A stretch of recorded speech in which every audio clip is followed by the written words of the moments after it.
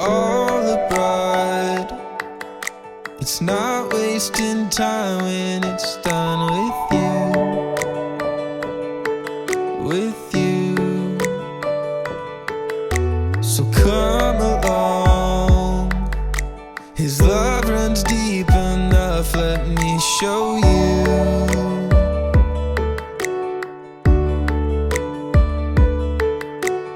Don't you know I want you here? Don't you know I see you?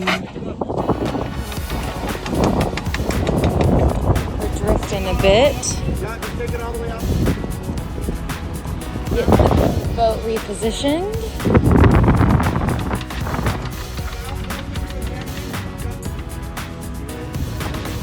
That's the only one. Bounce back and forth. Even the Andrews Is the old. controller is, it's a, you know what it does? It doesn't kind of empty. Yeah, that's what he said. So if you have shade, it doesn't regulate well. All you do is go to all your batteries, put your meter on it, use it, and see if it's dropping the voltage. Then you know that's where joint is. It's simple. I bring you the most meter I have Yeah. next. Mine's If it low. works, I have Mine to doesn't check. work now. You can get it working.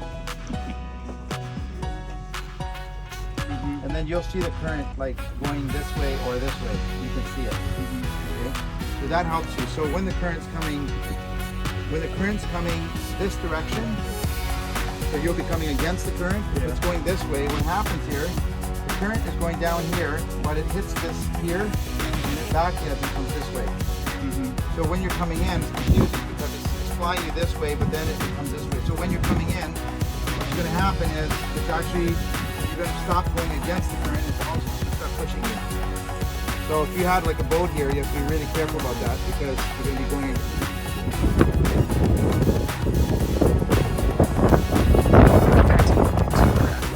Star. A boat that the Macros family has had since 1987, I think, the end of the 80s.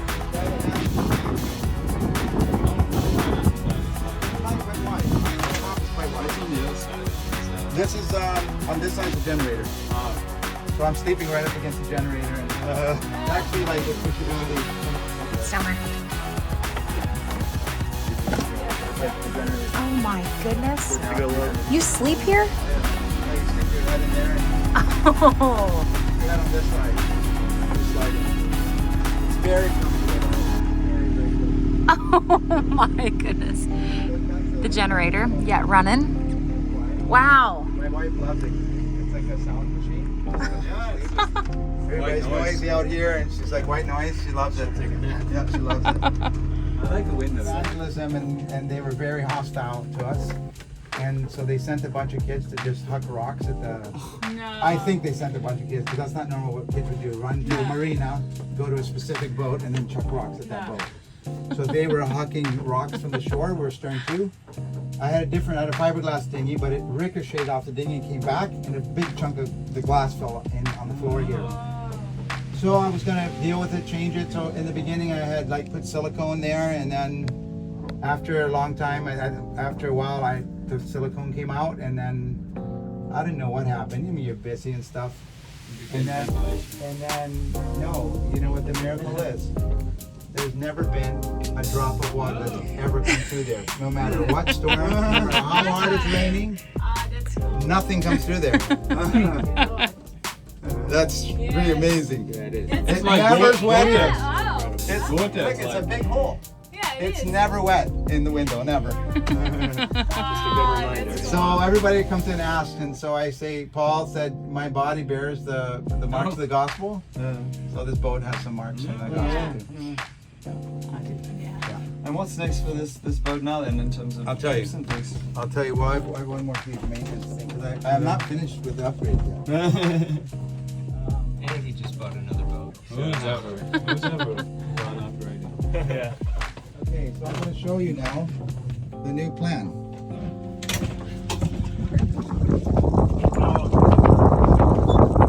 Carol is like getting right to work. Getting right to work.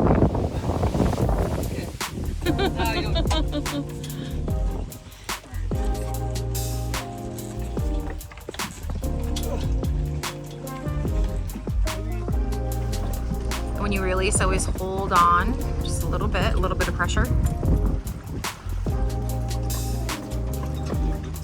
Well, we just created this. So it's the other one popped off.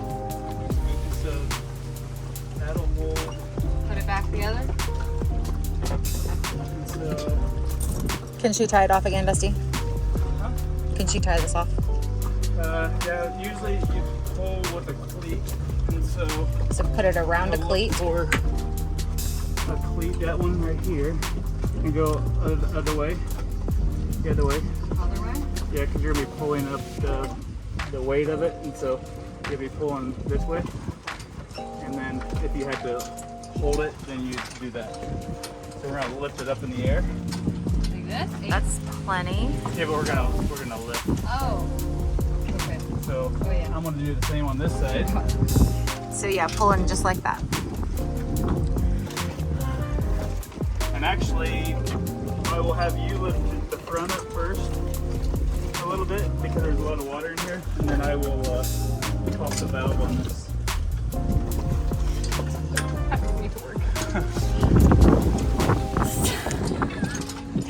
You can do it! I literally can't. Okay, I feel like she's talking about how she feels like she might need to work out a bit to sail. But I reassured her that she's gonna actually earn her sailor muscles as she goes. So no worries, lots of opportunity, Carol. Lots. Great. Even finger string. For real. So Carol has just spent a few days with us here at the King's Fleet Conference in Puerto Astro on the mainland of Greece. And she changed her travel plans because that's the kind of girl she is.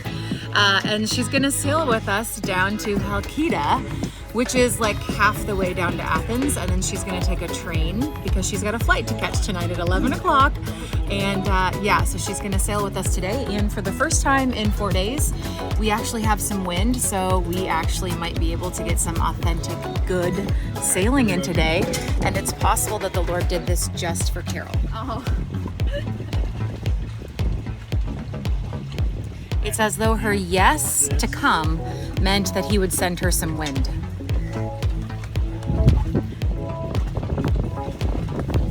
Alright, let me catch up, maybe it'll help. And you can tie it off to hold it so you don't have to hold the weight. Yep, so, yep, and then down and around a couple of times and it should be good.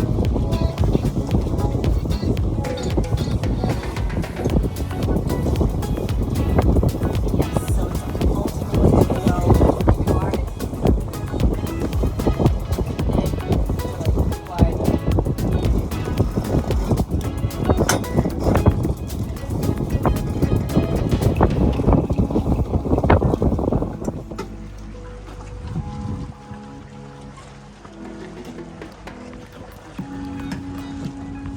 So Carol, watch us how he ties this off at the end.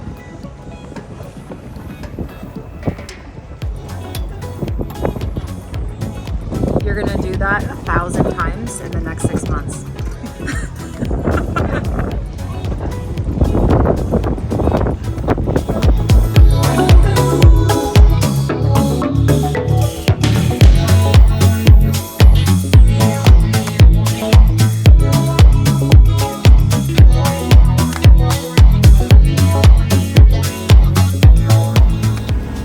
Saying goodbye to Puerto Astro after a wonderful, I think, 4 days here. What a fantastic time of fellowship, meeting so many incredible people. Yeah, very, very, very encouraging time to really connect with the Lord and with the body of Christ, all the other salty dog sailors out there. Really a beautiful time of, yeah, just prioritizing rest and coming together to worship the King of the universe. Really beautiful. So many different backgrounds, denominations, The one thing that was the most sobering to me was that the Macreses have a long history in Greece of being a very profound impact on, the kingdom of heaven and bringing heaven to earth through relationships and ministry and church plants. But at this conference, the only Greek people that were there were the people hosting us. And so King's Fleet needs Greek members, and I laid down the reality of not asking God for Greek students and Greek sailing students next summer. And so I left feeling the freedom to believe that we wouldn't just be training Americans or Europeans, Northern Europeans, but that the Lord could bring us locals. And so I hadn't had the faith to believe that until this conference. And so, I heard a beautiful testimony from a woman who has a business. She's like a stewardess on a boat. And long story short, they don't have any Greek skippers. No sailors that are trained in her Christian company to be able to service and minister to the yachters that come to Greece. And this is an island nation, and so many islands here, which means so many boats and so many opportunities to reach people through boating. And so, I'm believing God that we will have Greek students after this conference. Headed back to Samos. We have an extra sailor aboard. Carol is with us. I'm so excited. She's going to be a navigation and seamanship school student in Kona in a couple of weeks, and what a treasure it was to have her here with us these last few days. And she's catching a ride with us down to Chalkida, and she's going to catch a train to the airport. She's got a flight tonight at 11 p.m. So she's taking it all in and going to sail with us for a couple of hours. So if the wind is weird, should we wait a minute to put the sail up, Dusty? No, it's great. Extreme sports. Okay. So, Carol, you are gonna take this little crank here. What's that actually called? Is it a crank? There's a name for it, but It's a mallet for sailing. winch. Lumar. It's a Lumar something. So when you were going downwind, you can look up and you can look at the thing at the top of the sail. It is like a wind director pointer thing, and you can see that all arrows are pointing forward. At the very tip top. Red thingy. Yeah, so in front of them are arrows, and so if you see only the back, you know that you're going straight into the wind. Another way to know that you'll feel the wind actually on your face. So do you feel the wind on your cheeks? Yeah? Wind on your cheeks. Wind on your cheeks. Okay, so go ahead, Dusty. You want to go ahead and start cranking the sail out because we're directly upwind. This way? Yeah, well, that once it gets hard, you might have to do the other way. And then if you look up at your mainsail, something magical is happening. Keep looking. Magic is happening. In the middle. Or in a marina, you always want the red buoy on your right side, right return. And here you want the red on your left when you come in. You want the green on your right. So I don't know why they switched. I don't know why Americans switched it up. We're opposite, so.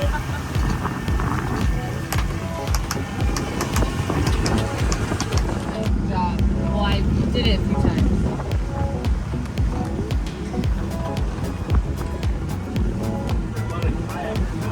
There are.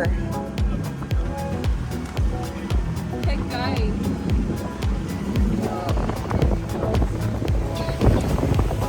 Coming into the Chalkida little canal here.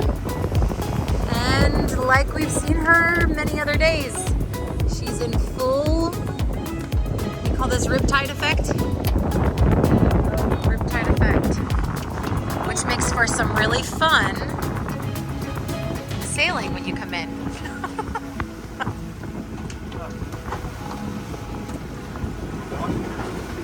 It is literally a washboard. Yeah. I'm confused about why you would want to kayak in this out there.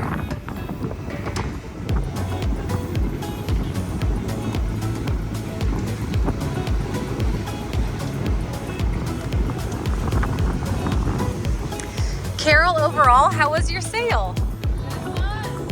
I'm so glad you joined us. What a blessing. It is a little unreal. I wish we could have done more actual sailing, but just to be on the boat was great. Yeah.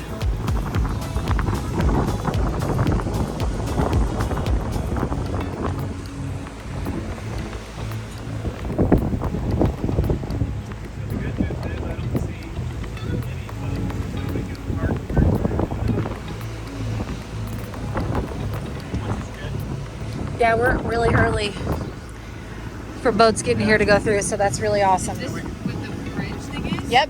So the bridge is right in front. Probably the smoothest landing we've ever had. It really does just keep getting easier and easier as we dock boats. Even in washboard conditions with new crew. Carol threw that line like a champ. Yeah.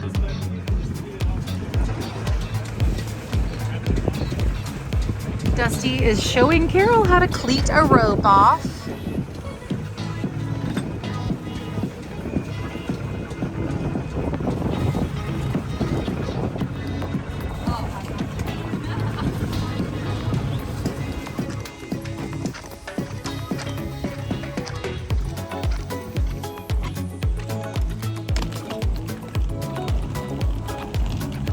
Wow, that was a gypsy family sleeping down there.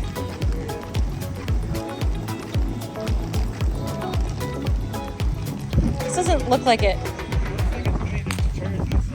Really?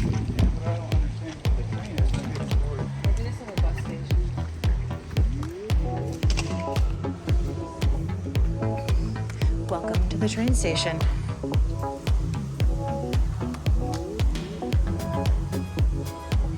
I feel like I've gone back in time or something.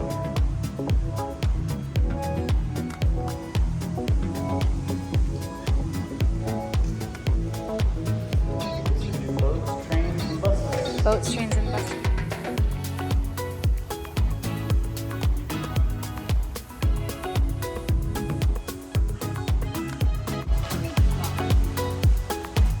All right, so Carol, Yes.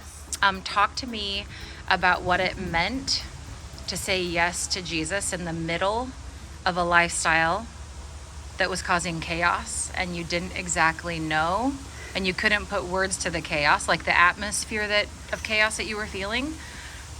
What happened after you gave your life to the Lord?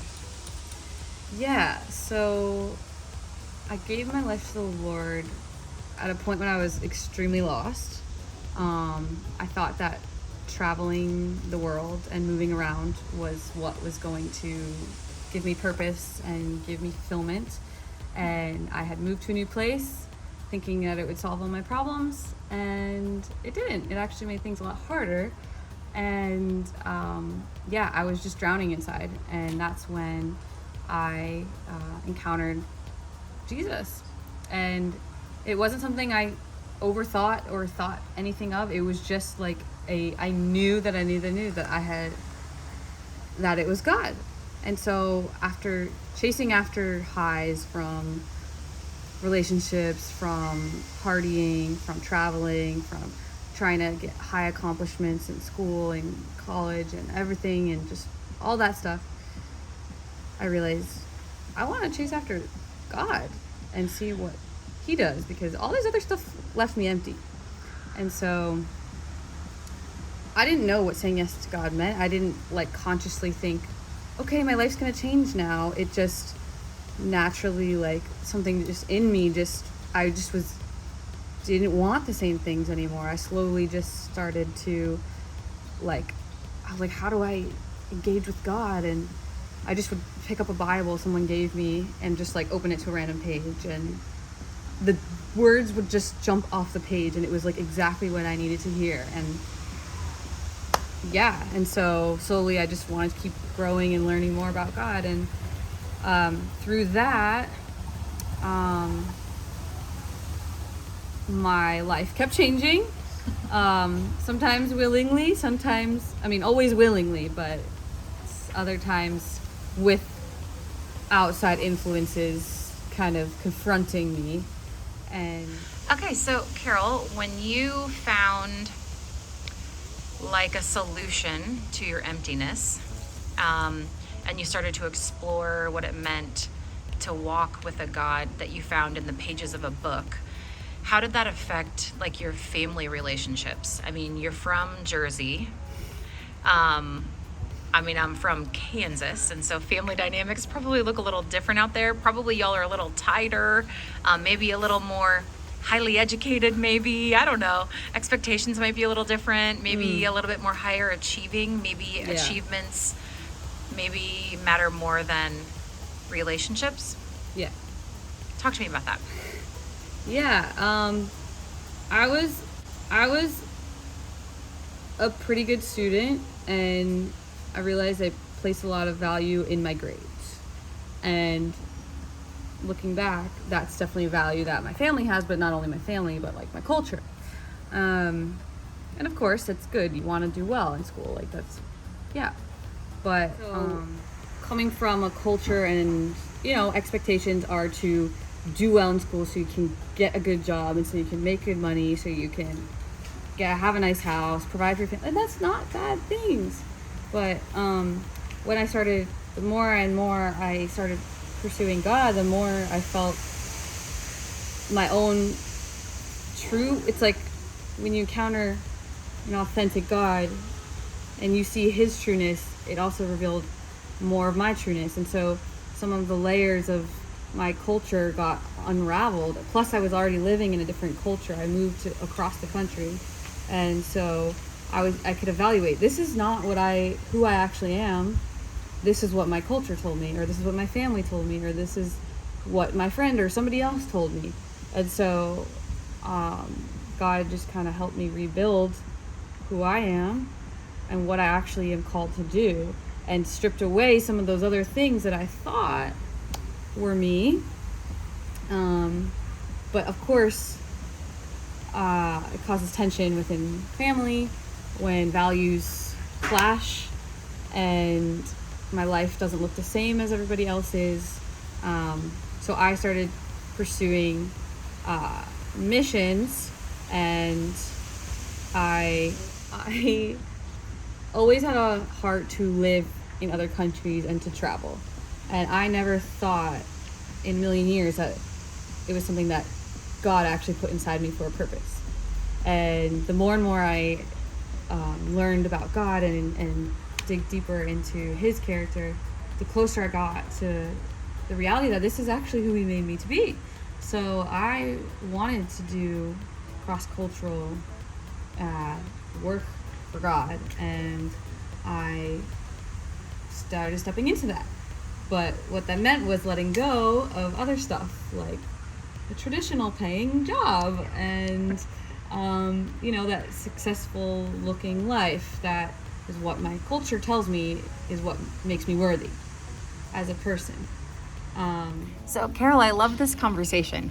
Tell me, is your life just all roses now? Like you just have this perfect dream life where all your relationships, now that you have found your identity and your calling, and it's actually been resurrected out of your old life and brought into the kingdom kind of lifestyle that you live, how does that affect your relationships that you have with your family?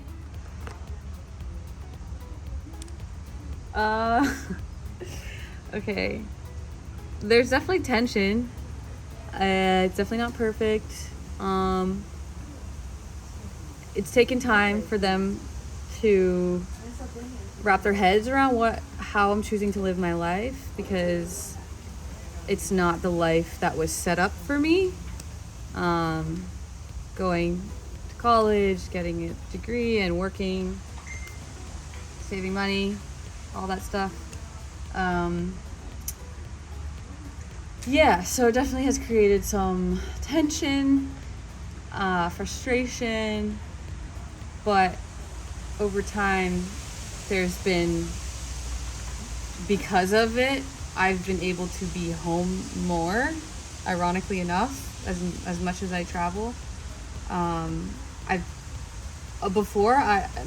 way was, I always saw differently than my family did, but my way before was to distance myself and to remove myself from them and do whatever I wanted.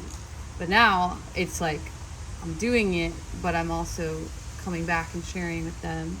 And even though there's still some like, what's going on here? We still love each other. And like, for example, my brother one time, like he doesn't agree with the fact that I don't have a job and I live by faith and I trust that God's gonna provide my money, which he always does.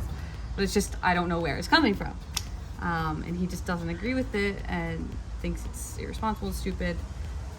But yeah, one time he just sent me an email saying like, even though I don't agree with what you're doing, I still support you because you're my sister, and made me cry. And so just like that. So it's like, even though we might not see eye to eye or we might live different lifestyles, we can still learn to love each other and our differences. But yeah, it's just a process. It's a process. So where are you headed next? So I'm on the way to Athens to take a flight to Beirut.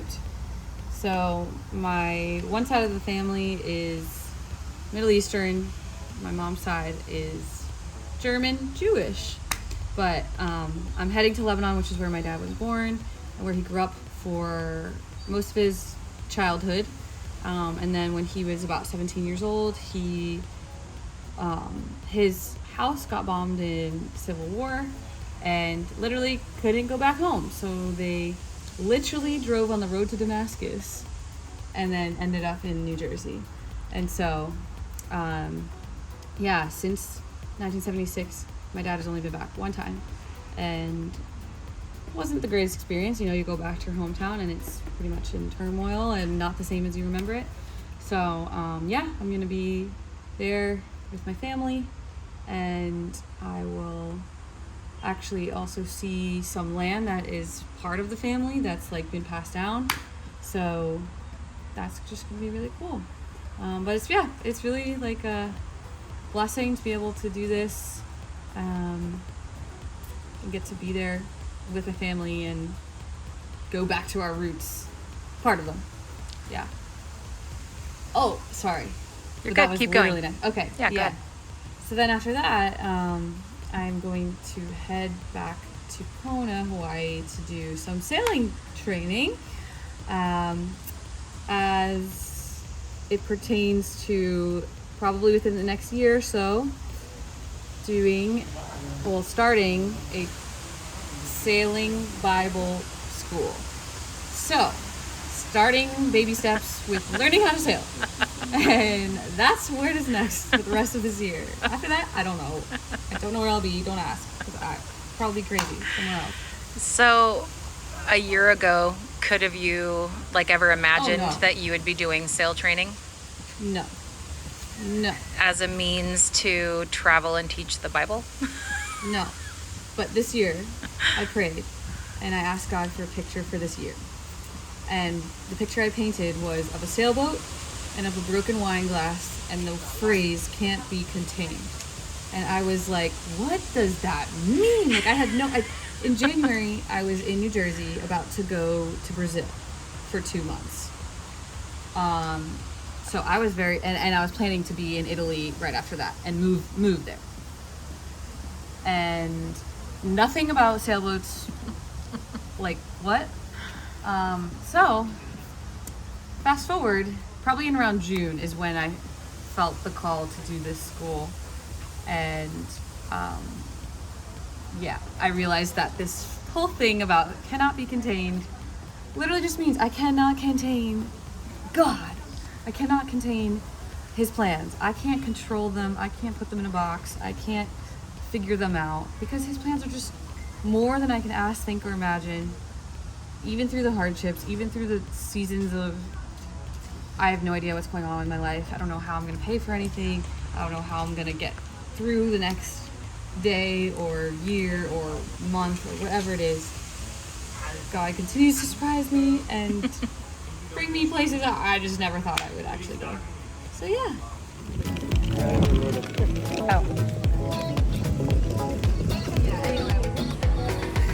Are you excited? Their first time riding a train, but they're not riding it. I'm riding it.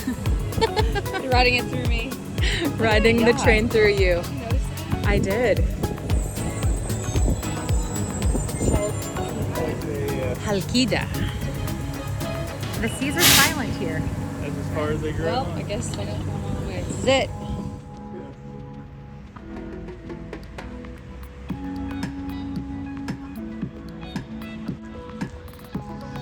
Babies?